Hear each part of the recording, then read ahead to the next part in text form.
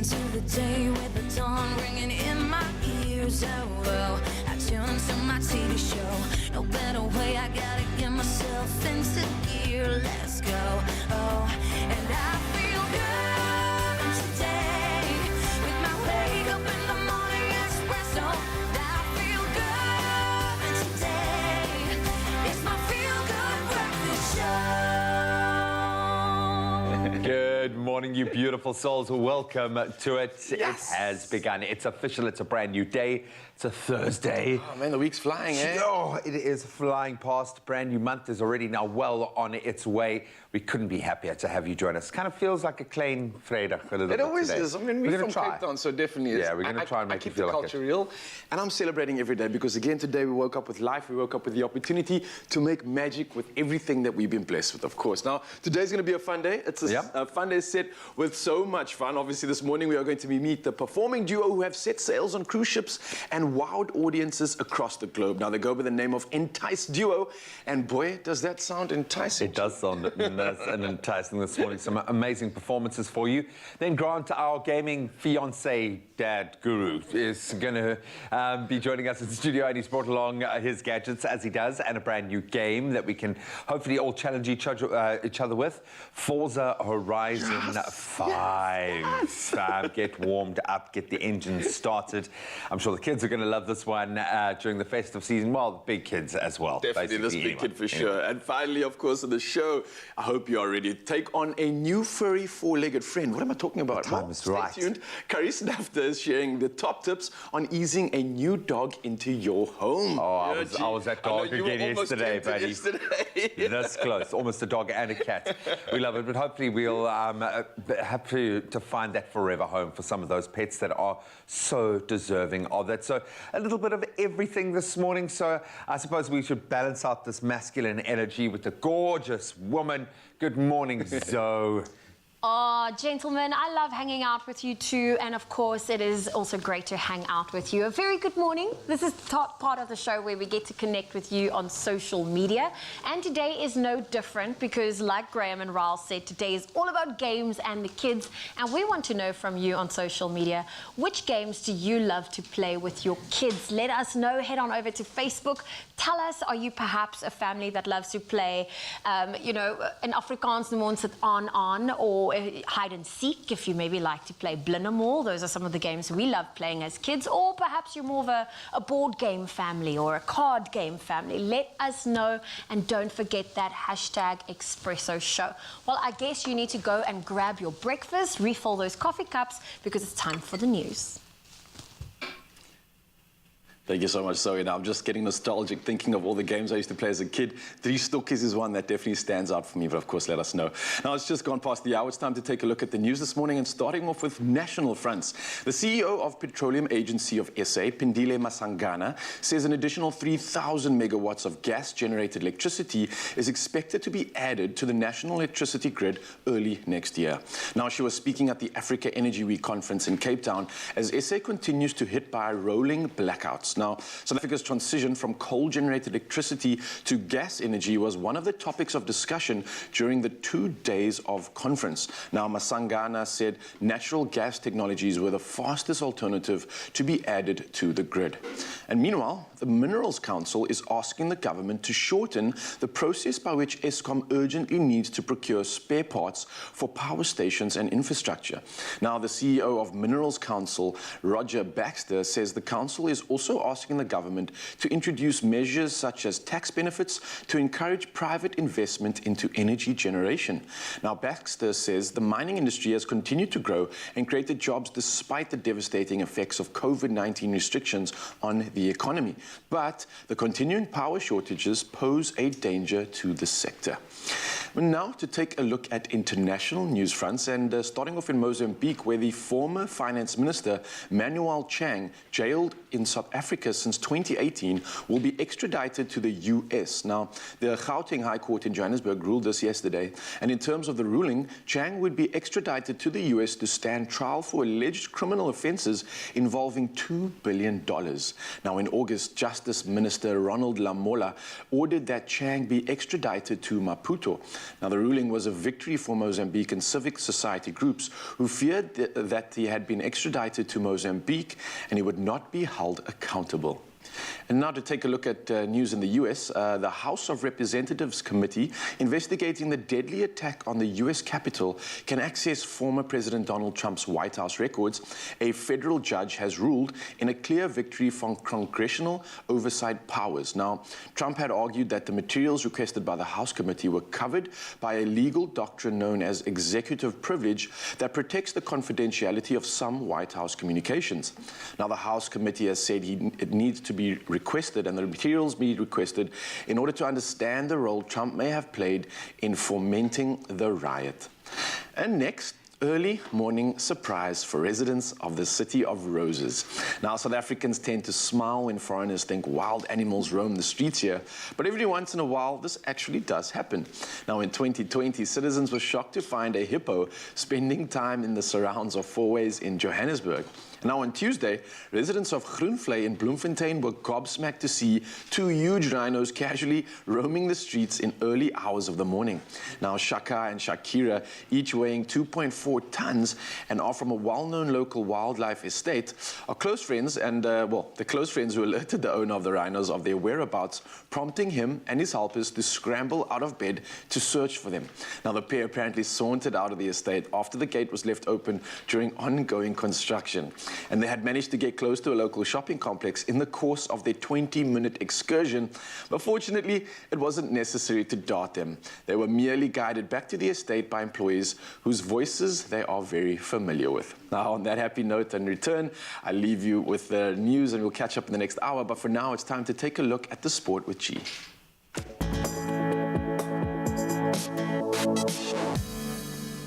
Thanks so much, Raul. Let's start with our Cup action. New Zealand have booked their spot in the final of the T20 World Cup. That after beating England in the first semi-final. And they ultimately get their revenge for their loss in the 50-over World Cup final 2 years ago. The Black Caps won the toss and chose to field first. They only managed to take 4 wickets as England posted 166. Very competitive total on these pitches. Certainly, Moeen Ali was the star performer, scoring 51 not out, ably supported by David Malan with 41. In response, New Zealand had a rocky start, losing Martin Guptill and Kane Williamson inside the first 3 overs. However, a brilliant knock of 73 not out from Darren Mitchell saw his side over the line with 1 over to spare. Then staying with cricketing news, Keshav Maharaj will captain a much-changed Proteas side. That's for their upcoming ODI series against the Netherlands. There are recalls to the 16-man squad for Wayne Parnell and Kaya Zondo, while Sabir Hamza, Ryan Rickleton, they've also been called up for the first time after showing some great consistency on the domestic scene. Then Yanuman Milan, Carl Verena, Darren de Pavillon and Sisanda Makara, they'll all be making a return as well. This will be the first time ever that the Netherlands play a full international series against the Proteas here on South African soil. Then, staying with our national sporting news, South Africa play neighbours Zimbabwe in their penultimate group stage match for the World Cup qualifiers tonight. Bafana head into the match on top of Group G at the moment with 10 points from their 4 matches. Their closest challengers are Ghana, who are only 1 point behind them. Now, the Black Stars are definitely favourites to win their match against Ethiopia, the earlier game this evening, meaning that Bafana will likely be playing to reclaim that top spot in the group by the time they kick off at 9 p.m. tonight. Now we shift to netball, and South Africa, they followed up their win over Zimbabwe with another convincing performance, this time against Kenya in their second match yesterday. Now, despite a couple of changes to the team, South Africa started on the front foot, led 15-4 after the first quarter, and then that defence combination of Jamie van Wyk and Phumza Maweni doing an unbelievable job, restricting their opponents and only conceding just 8 goals in that second quarter. The rest of the match went South Africa's way as well, with the Proteas running out ultimately 67-26 winners. So it's looking good on the national sporting front. If you missed any of those headlines, we'll touch on them again at 7 o'clock. Right now, let's get our first take on the weather.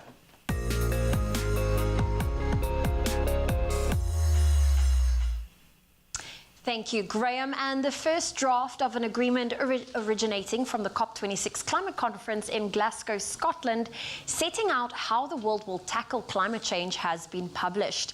It expressed alarm and concern that humans have already caused warming of 1.1 degrees Celsius and says impacts are being felt everywhere, whether it's through drought, heat waves, flooding or bushfires. To avoid these catastrophes, which are projected to affect at least 1 billion people, COP26 aims to keep global temperature rises under 1.5 degrees Celsius. Governments are also called on to strengthen their climate targets by the end of next year, thus placing pressure on big emitters. Dozens of countries have promised to phase out petrol and diesel-powered cars in the next few years, but the US, China and Germany haven't signed up. However, with the conference soon to end, analysts say there's a huge gap between long-term targets and short-term action. Now back on our shores, we have some more beautiful sunrises to showcase, taken by our loyal viewers, that is you. Now starting us off this morning is Jaden Maratman from Saldanha Bay, who captured this breathtaking image overlooking the harbour as the sun comes out and of course as he comes off his night shift. We also get to see, we really hope you get some good rest, Jaden. Thank you for that image. Then Katlego Tempa from Polokwane captured this stunning shot of the sky filled with hues of blue, yellows and orange. Absolutely beautiful. Thank you for that, Katlego. And now it's time for your temperatures. If you're in Polokwane, a partly cloudy day with a low of 17, a high of 30. Mbombela 18, reaching a high of 30. Pretoria 17, reaching a high of 30. Partly cloudy conditions in Johannesburg, 16 is your low, 28 your high. Mahikeng 17, 34, Klerksdorp 15, 34, Kimberley 13, reaching a high of 33. A sunny day in Bloemfontein, 9 is your low, 31 your high. Richards Bay 19, reaching a high of 25. Rain can be expected in Pietermaritzburg, a low of 14, a high of 24. Durban 19, 25, Mthatha 13, reaching a high of 24. East London 16, 22, Cradock 11, reaching a high of 28. Gqeberha 16, reaching a high of 30. Partly cloudy for George today with a high of 21. Cape Town 16, reaching a high of 23. Worcester 13 with a high of 30. Partly cloudy conditions in Sutherland, 9 is your low, 26 your high. And Uppington, a hot day can be expected, a low of 17 with a high of 36 degrees Celsius. Well, that's where I leave your weather for now. Another update coming your way at 7 o'clock. Thank you so much, Zoe, for the latest advents in weather. Time now to learn a new word.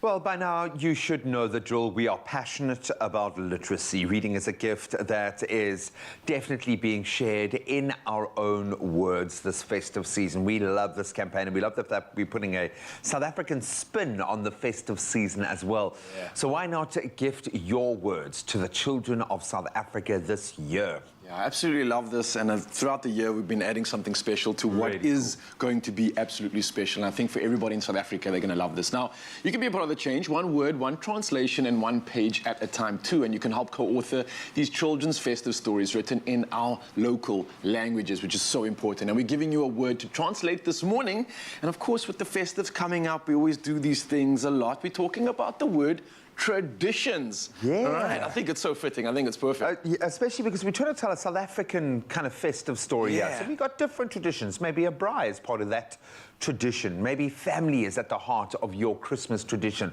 What is that? Well, do you want to know what the word means translated into Tshivenda this morning? Well, we are going to tell you exactly what it is.